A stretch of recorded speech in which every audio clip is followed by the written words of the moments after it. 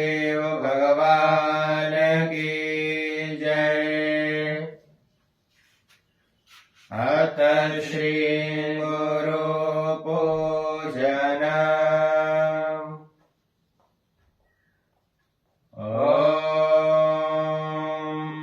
अपवित्रः पवित्रो वा सर्वावस्थाङ्गतोऽपि वा यः स्मरेत् पुण्डरीकाक्षं स वा हि आभ्यन्तरः शुचिः। आवाहनम्।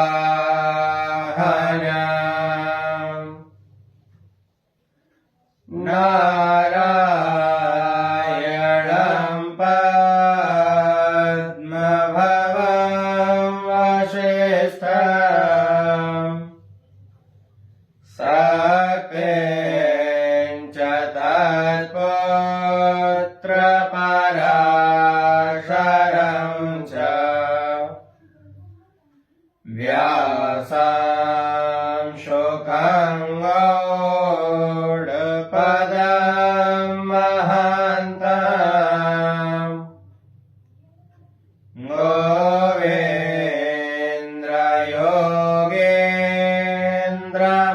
गोविन्द्रयोगेन्द्रमतस्य शिष्यम् श्रीशङ्कराचार्यमतस्य पद्मम् पादं च हस्तं मलकं च शिष्यम् तन्त्रोटकं वा तिककार्यमन्यान्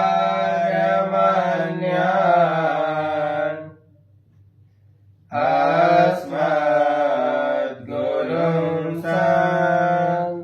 ततमानतोऽस्मि।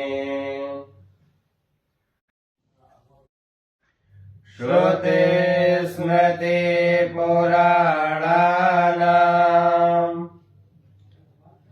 आलयं करुणालयम्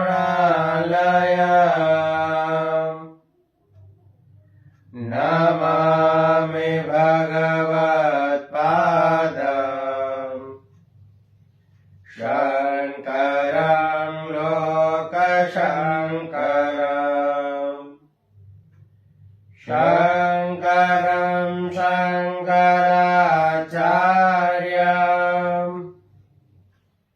केशवं बादरायणम्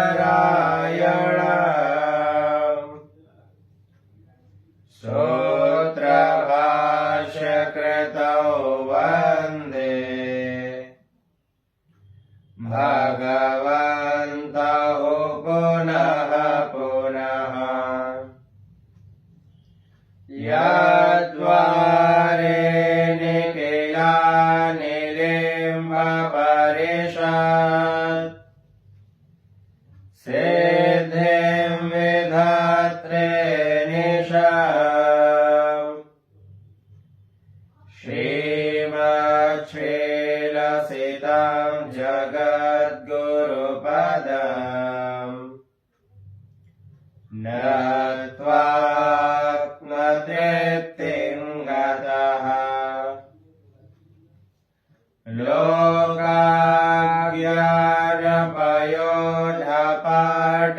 लोकाज्ञानपयोधपाटनधुरम् श्रीशङ्करं शरणमदाम् ब्रह्मानन्दसरस्वतीं गुरुवरम् ध्यायामि ज्योतिर्मयम्।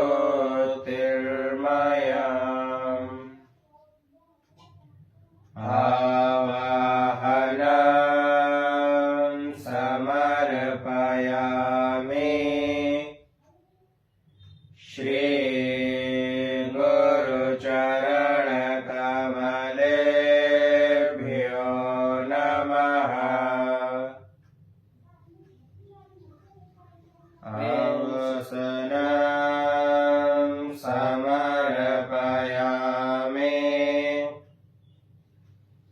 श्री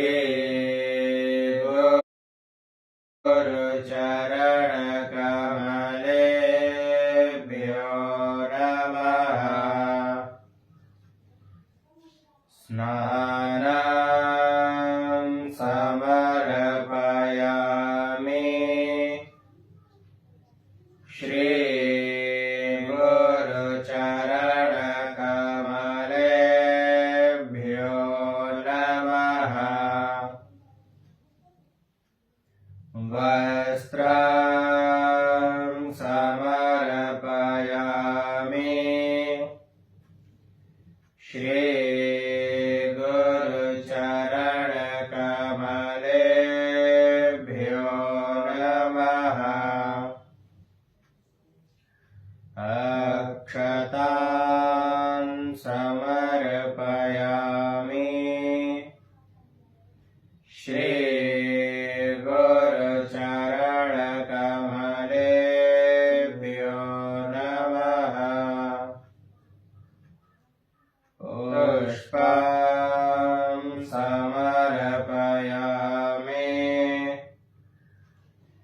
श्री गुरुचरणकमलेभ्यो नमः। धूपं समर्पयामि श्री गुरुचरणकमलेभ्यो नमः। दीपं समर्पयामि श्री गुरुचरणकमलेभ्यो नमः। आचमनीयं समर्पयामि श्री गुरुचरणकमलेभ्यो नमः। नैवेद्यं समर्पयामि श्री गुरुचरणकमलेभ्यो नमः।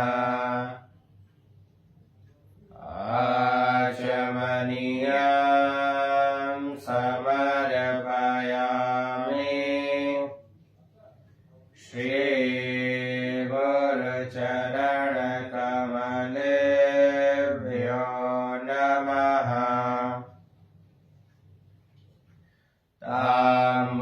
ताम्बूलं समर्पयामि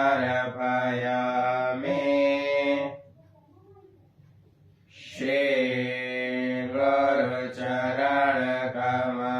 गुरुचरणकमलेभ्यो नमः। श्रीफलं समर्पयामि श्री गुरुचरणकमलेभ्यो नमः।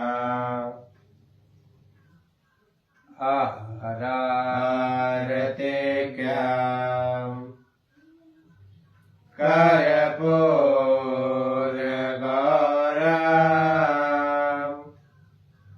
करुणावतारं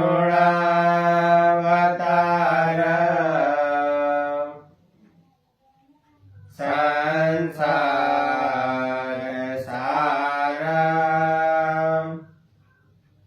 भुजगेन्द्रहारं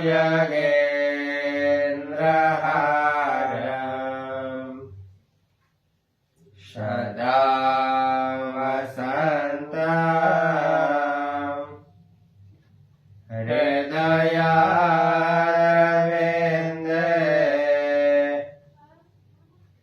भवं भवानी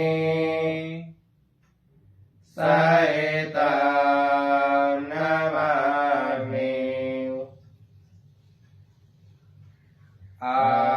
आरतिक्यं समर्पयामि श्री गुरुचरणकमलेभ्यो नमः। आचमनीयां समर्पयामि श्रीगुरुचरणकमलेभ्यो नमः। पुष्पाञ्जलिम्। गुरुर्ब्रह्मा गुरुर्विष्णु गुरुर्देवो महेश्वरः गुरुः साक्षात् परब्रह्म तस्मै श्रीगुरवे नमः। अखण्डमण्डलाकारम् व्याप्तं येन चराचरम् तत्पदं दर्शितं येन तस्मै श्रीगुरवे नमः।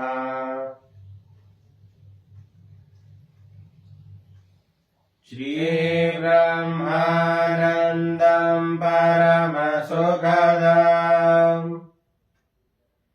केवलं ज्ञानमूर्तिम् विश्वातीतं गगनसदृशम्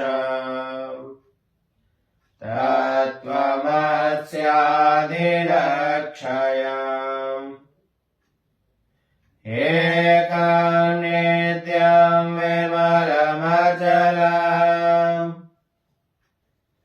सर्वधि साक्षिभूतम् भावातीतं त्रिगुणसहितम् सद्गुरुं तन्नमामि। अज्ञानतिमिरान्धस्य ज्ञानाञ्जनशलाकया